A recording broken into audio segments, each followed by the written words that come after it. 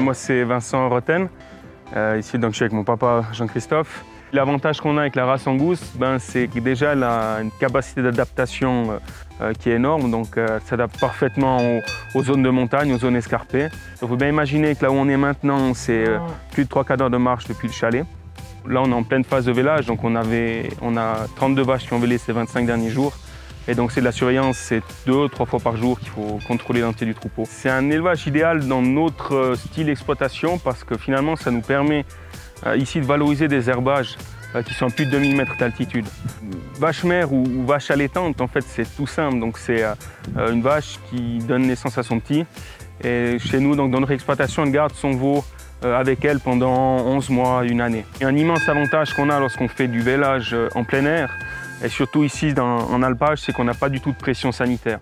Donc on est très haut en altitude, il y a très peu de mouches, donc peu de risque d'infection. Il n'y a pas de risque d'infection croisée avec les autres veaux ou avec les autres animaux. Ça demande un travail de la part du berger qui est conséquent. Disons, quand je viens dans le troupeau, je sais déjà plus ou moins laquelle vache j'ai envie de voir. Une fois que je l'ai vue, des fois, ça me suffit pour le restant du troupeau. Après, quand ils vèlent, il faut regarder que la mère, que le vélage se passe comme il faut et puis qu'elle se nettoie comme il faut. Et puis après, regarder que le veau est en bonne santé, quoi. La santé, ça se répercute aussi sur la longévité des animaux. Donc ici, on a des vaches qui pâturent des prairies naturelles de montagne. On a un impact qui est nul, c'est l'herbe qui pousse, qui est valorisée par les vaches, puis ensuite donc cette herbe elle est valorisée en lait, qui est ensuite valorisée par les veaux pour la production de viande. Dans le cadre de la consommation de la viande, en fait, il y a 2 grands éléments. Donc déjà, on a une couleur de la viande, on a des arômes, on a des parfums qui sont liés à la consommation et à l'alimentation des animaux.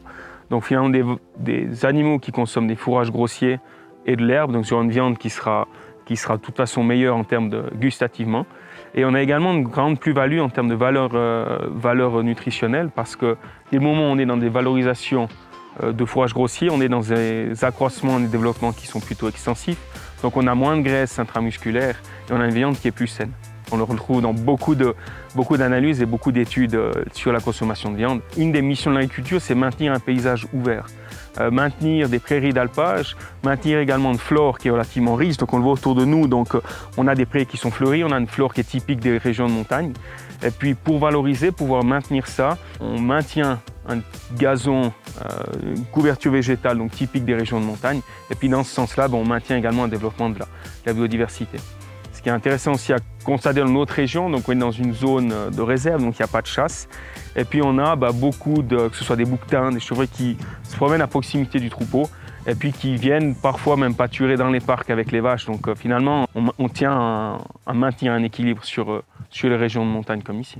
Le gros avantage là, de faire partie de Vache Mère Suisse, c'est tout simplement le réseau que ça peut créer. En partageant un petit peu les échanges d'expérience avec les autres collègues, ça crée une dynamique qui est positive puis on va toujours de l'avant.